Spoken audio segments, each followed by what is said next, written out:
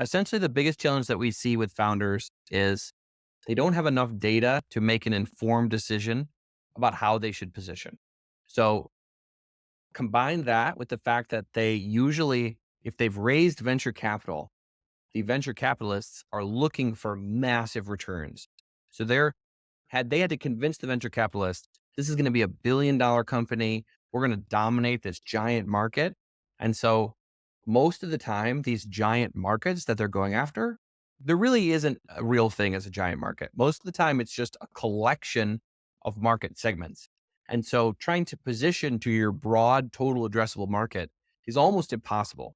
And so what ends up happening is that founders, they know they want to get this giant market domination to become this $1 billion company to meet their VC's expectations, but they can't go after everyone at once. And so what they try to do is either they'll position loosely across a bunch of different things. They'll say, we help this group and this group and this group and this group, and we do this and that. And they become like we're everything for anyone.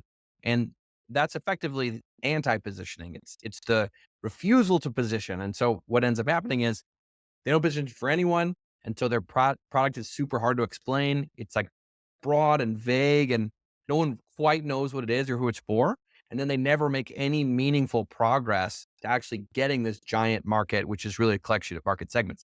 And so what we always coach founders to do is to go back to lean startup mindset, which everyone loved like 10 years ago. And now no one likes it anymore. But it's that thought about saying, we're going to choose a smaller subsegment first, and we have a version of their minimum viable products, the MVP.